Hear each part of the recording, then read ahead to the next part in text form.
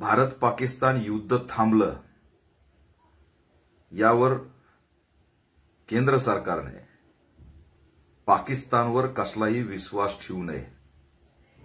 पाकिस्तान हे विश्वास ठेवण्याच्या लायकीचं राष्ट्र राहिलेलं नाही। पाकिस्तानचे अनेक तुकडे झालेले आहेत। पाकिस्तान हा एकसंध राष्ट्र राहिलेला नाही, म्हणून ही स्थिती घडते। पाकिस्तानच्या प्राईम मिनिस्टरचं वेगळं मत आहे, पाकिस्तानच्या सैनिकांचं वेगळं मत आहे, भारतावर अणुबॉम्ब टाका म्हणणाऱ्या अनेक महिला त्या ठिकाणच्या मंत्री स्टेटमेंट देत आहेत, त्यांचं मत वेगळं आहे, आणि मसूद अझहर सारखे जे आतंकवादी त्या ठिकाणी लपलेत त्यांचा पाकिस्तान सुद्धा वेगळा आहे।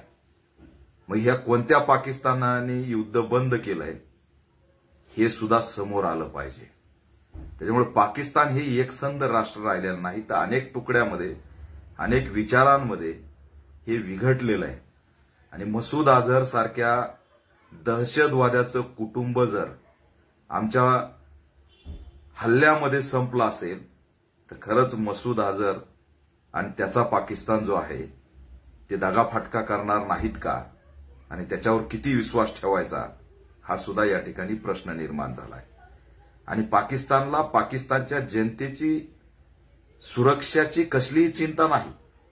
त्यांना दुःख याचं होतंय की मसूद अझहरचा परिवार मारलाय, मसूद अझहरच्या अड्ड्यावरती अटॅक झालाय, याचं दुःख पाकिस्तानला आहे। पाकिस्तानला पाकिस्तानच्या जनतेचं दुःख नाही। त्याच्यामुळे दहशतवाद्यांवरती आपण किती भरोसा ठेवणार आहे, आणि खरंच पाकिस्तानचे प्राईम मिनिस्टर चालवतात का की आतंकवादी चालवतात, हे पहलगामच्या घटनेनंतर सगळ्या जगाला आणि देशाला कळालेलं आहे। त्याच्यामुळे केंद्र सरकारने पाकिस्तानवरती विश्वास ठेवू नये। आता सुद्धा त्या ठिकाणाहून बातम्या येत आहेत की उल्लंघन केलं जातंय, आवाज येतोय, त्याच्यामुळे ह्या वृत्तीवरती विश्वास ठेवून चालणार नाही। दुसरा विषय आता ट्रेंडिंग मध्ये आलाय, डोनाल्ड ट्रम्प ट्विटर वार करतायत। जणू काय निवडणुकीचा त्यांना इव्हेंट वाटतो।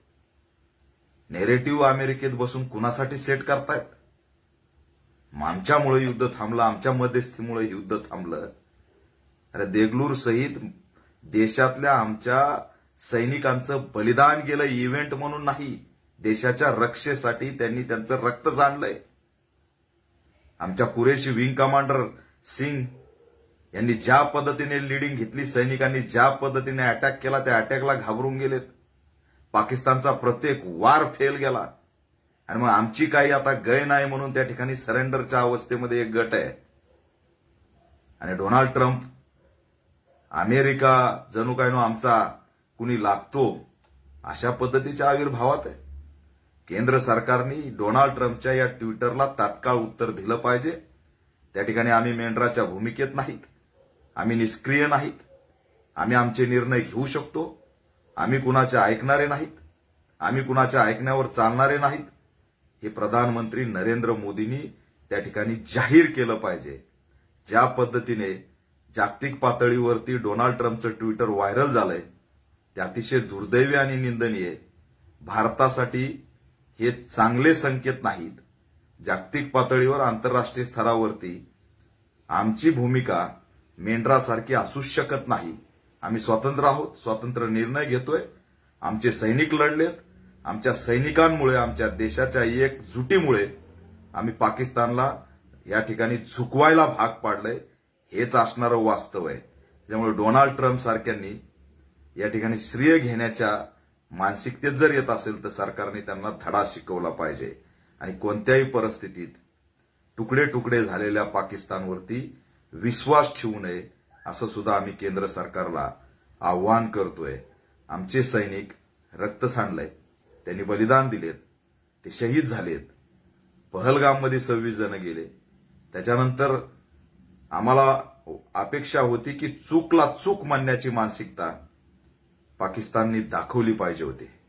होय, आम्ही चुकलोय, गुडघ्यावरती टेकून त्या ठिकाणी माफी मागितली पाहिजे होती, आणि दहशतवाद संपवण्यासाठी भारतासोबत उभं राहिलं पाहिजे होतं।